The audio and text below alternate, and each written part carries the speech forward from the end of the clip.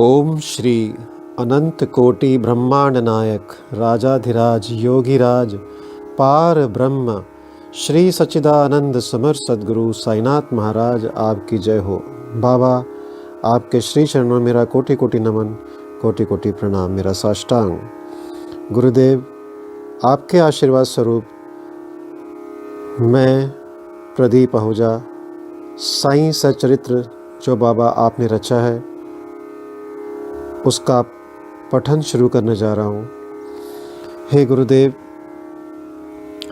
जैसा आपने बताया श्री साईं सच्चरित्र सभी साईं भक्तों के लिए जितने भी हमारे पुराण हैं उनसे कहीं कुछ कम नहीं है और उन्हीं के समान पूजनीय है।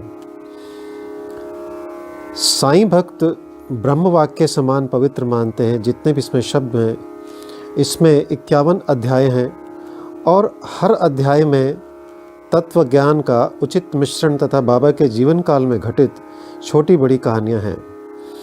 इस ग्रंथ यानी श्री साईं सच्चरित्र के नाम से पूरे विश्व में जाना एवं पूजा जाता है तथा विभिन्न भाषाओं में साईं बाबा संस्थान द्वारा प्रकाशित किया जाता है। इसमें श्री साईं बाबा के जीवन काल में घटित घटनाओं को श्री गोविंदराव रघुनाथ दाभोलकर उपनाम श्री हेमाड पंत जी, जो कि इनको बाबा ने दिया, इन्होंने बाबा की आज्ञा लेकर इसे संकलित किया, जिसे सर्वप्रथम श्री साईं बाबा संस्थान विश्वस्त व्यवस्था शिरडी ने सन 1929 में प्रकाशित करवाया था। श्री साईं बाबा से आत्मिक संबंध स्थापित करने, बाबा द्वारा दिए गए संदेशों एवं उपदेशों को जानने, समझने व मनन करने के लिए यह ग्रंथ एक ज्ञान ज्योति प्रदान करता है। आपको प्रणाम करते हुए, आपसे आत्मिक निवेदन करते हुए, हे साईं बाबा, हे सद्गुरु, श्री साईं सच्चरित्र ग्रंथ का अध्ययन कम से कम एक अध्याय प्रतिदिन करें तो सभी भक्तों को हर पल रोम रोम में बाबा की प्रतीति हो और उनका अनुभव होगा तथा उनकी कृपामृत दृष्टि आप पर निरंतर बरसती रहेगी। जो भी भक्त इसे एक सप्ताह में पूरा करेगा उसे बाबा के अनुसार मनोवांछित फल की प्राप्ति होगी, लेकिन चिंतन और मनन के साथ करें, आपका कल्याण होगा। आइए श्री साईं सच्चरित्र का अध्याय 1 मैं प्रारंभ कर रहा हूँ, जो कि इस तरह है। वंदना गेहूं पीसने वाला एक अद्भुत संत गेहूं पीसने की कथा तथा उसका तात्पर्य।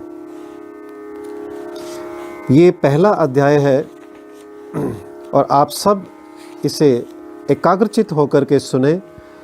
जो भी इसे सुनेगा और मनन करेगा ये उचित फलदायक है। आइए प्रारंभ करते हैं। अध्याय 1। पुरातन पद्धति के अनुसार श्री हेमाड पंत श्री साईं सच्चरित्र का आरंभ वंदना द्वारा करते हैं। प्रथम श्री गणेश को साष्टांग नमन करते हैं, जो कार्य को निर्विघ्न समाप्त कर उसको यशस्वी बनाते हैं, और कहते हैं कि श्री साईं ही गणपति हैं। फिर भगवती सरस्वती को, जिन्होंने काव्य रचने की प्रेरणा दी, और कहते हैं कि श्री साईं भगवती से भिन्न नहीं हैं, जो कि स्वयं ही अपना जीवन संगीत बयान कर रही हैं।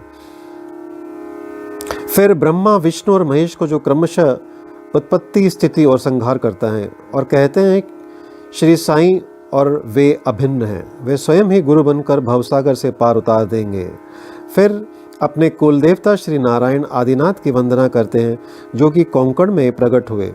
कोंकण वह भूमि है जिसे श्री परशुराम जी ने समुद्र से निकालकर स्थापित किया था। तत्पश्चात वे अपने कुल के आदि पुरुषों को नमन करते हैं। फिर भारद्वाज मुनि को, जिनके गोत्र में उनका जन्म हुआ। पश्चात उन ऋषियों को, जैसे याज्ञवल्क्य, भृगु, पराशर, नारद, वेदव्यास, सनक, सनंदन, सनत कुमार, शुक, शौनक, विश्वामित्र, वशिष्ठ, नवामदेव, जैमिनी, वैंशपायन, नवयोगिंद्र इत्यादि तथा आधुनिक संत जैसे निवृत्ति ज्ञानदेव, सोपान मुक्ताबाई, जन्नार्दन, एकनाथ नामदेव, नामदेव, तुकाराम, कान्हा, नरहरि आदि को नमन करते हैं। फिर अपने पितामह सदाशिव, पिता रघुनाथ और माता को, जो उनके बचपन में ही गति हो गई थी।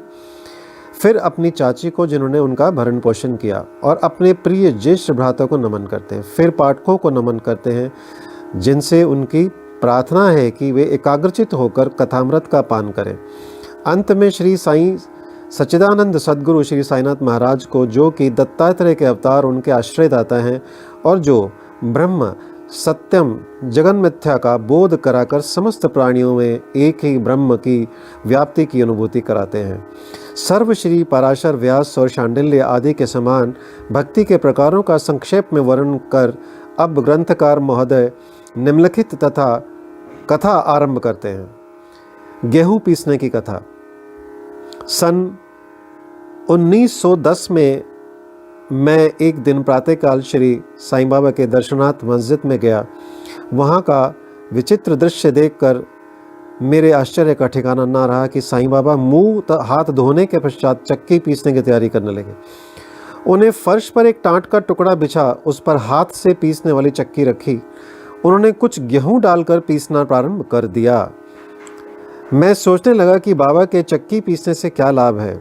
उनके पास तो कोई है भी नहीं और वे अपना निर्वाह भी भिक्षावृत्ति द्वारा ही करते हैं। इस घटना के समय वहां उपस्थित अन्य व्यक्तियों की भी ऐसी धारणा थी, परंतु उनसे पूछने का साहस किसे था। बाबा के चक्की पीसने का समाचार शीघ्र ही सारे गांव में फैल गया और उनकी यह विचित्र लीला देखने हेतु तत्काल ही नर नारियों की भीड़ मस्जिद की ओर दौड़ पड़ी। उनमें से 4 निडर स्त्रियां भीड़ को चीरती हुई ऊपर आई और बाबा को बलपूर्वक वहां से हटाकर उनके हाथ से चक्की का खूंटा छीनकर तथा उनकी लीलाओं का गायन करते हुए उन्होंने गेहूं पीसना प्रारंभ कर दिया। पहले तो बाबा क्रोधित हुए, परंतु फिर उनका भक्ति भाव देख वे शांत होकर मुस्कुराने लगे। पीसते पीसते उन स्त्रियों के मन में ऐसा विचार आया कि बाबा के ना तो घर द्वार है, ना इनके कोई बाल बच्चे हैं, ना कोई देखरेख करने वाला ही है। वे स्वयं भिक्षावृत्ति द्वारा ही अपना निर्वाह करते हैं, अतः उन्हें भोजन आदि के लिए आटे की आवश्यकता ही क्या है। बाबा तो परम दयालु हैं, हो सकता है कि वे यह आटा वे हम सब लोगों में ही वितरण कर दें। इन्हीं विचारों में मग्न रहकर गीत गाते गाते उन्होंने सारा आटा पीस डाला। तब उन्होंने चक्की को हटाकर आटे को 4 समान भागों में विभक्त कर लिया और अपना अपना भाग लेकर वहां से जाने को उद्यत हुई। अभी तक शांत मुद्रा में निमग्न बाबा तत्क्षण ही क्रोधित हो उठे और उन्हें अपशब्द कहने लगे। स्त्रियों, क्या तुम पागल हो गई हो? तुम किसके बाप का माल हड़प कर ले जा रही हो? क्या कोई कर्जदार का माल है जो इतनी आसानी से उठा कर लिए जा रही हो? अच्छा, अब एक काम करो कि इस आटे को ले जाकर गांव की मेंढ यानी सीमा पर बिखेराओ। मैंने शिरडी वासियों से प्रश्न किया कि जो कुछ बाबा ने अभी किया है उसका यथार्थ में क्या तात्पर्य है। उन्होंने मुझे बतलाया कि गांव में विषूचिका यानी हैजा का जोरों से प्रकोप है और उसके निवारणार्थ ही बाबा का यह उपचार है। अभी जो कुछ आपने पीसते देखा था वे गेहूं नहीं वरन विषूचिका हैजा थी, जो पीस कर नष्ट कर दी गई है। इस घटना के पश्चात सचमुच विषूचिका की संक्रामकता शांत हो गई और ग्रामवासी सुखी हो गए। यह जानकर मेरे प्रसन्नता का पारावार न रहा।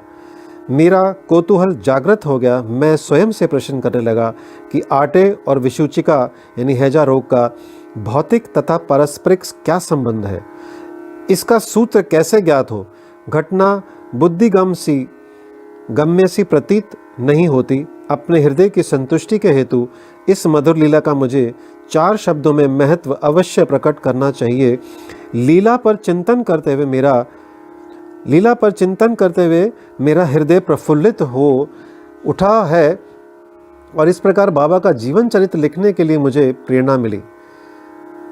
यह तो सब लोगों को विदित ही है कि ये कार्य बाबा की कृपा और शुभ आशीर्वाद से सफलतापूर्वक संपन्न हो गया।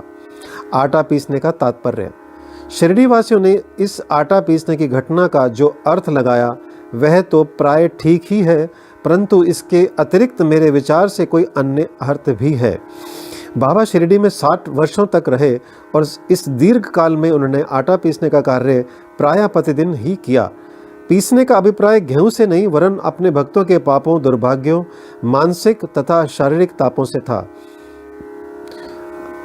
उनकी चक्की के 2 पार्टों में ऊपर का पार्ट भक्ति तथा नीचे का कर्म था। चक्की की मुठिया जिसे पकड़कर वे पीसते थे वह था ज्ञान।